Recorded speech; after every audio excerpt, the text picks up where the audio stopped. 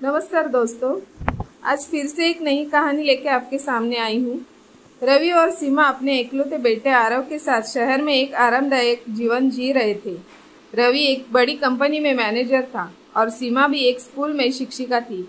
उनका जीवन खुशहाल और व्यवस्थित था। लेकिन जब रवि की बूढ़ी माँ सुमित्रा देवी गांव से उनके पास रहने आई तो घर का माहौल धीरे धीरे बदलने लगा। सुमित्रा देवी का स्वास्थ्य अच्छा नहीं था। उनका चलना फिरना मुश्किल था और अक्सर उन्हें सहायता की आवश्यकता होती थी।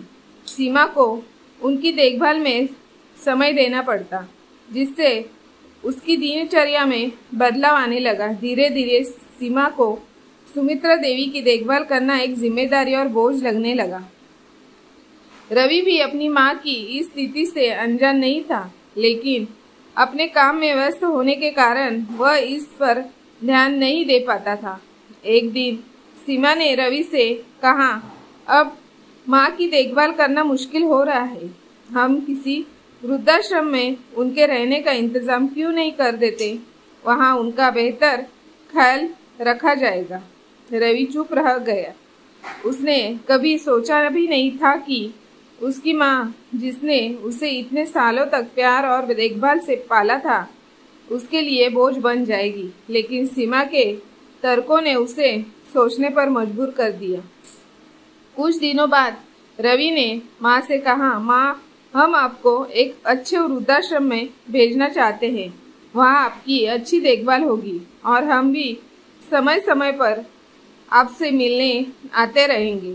सुमित्रा देवी ने आंखों में आंसू लिए हुए बस मुस्कुराकर जवाब दिया, ठीक है बेटा, जैसे तुम्हें सही लगे। बस एक बात याद रखना, जब तुम बूढ़े हो जाओगे और आरव तुम्हारे लिए यही फैसला लेगा, तब भी मुस्कुराना मत भूलना। रवि और सीमा के दिलों पर ये शब्द जैसे हाथौड़े की चोट बनकर लगे।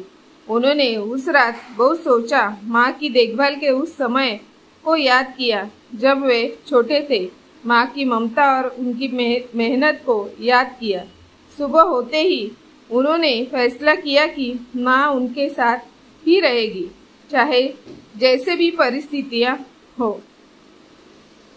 कहानी इस तरह दर्शाती है कि माँ पिता ने हमें जन्म दिया, पाल पोस कर बड़ा किया। उनके बुढ़ापे में उनकी देखभाल करना हमारी नैतिक जिम्मेदारी है।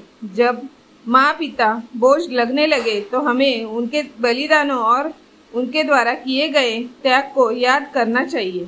दोस्तों, आज की ये मेरी कहानी अगर आपको अच्छी लगे तो लाइक, शेयर, सब्सक्राइब करना ना भूलिएगा।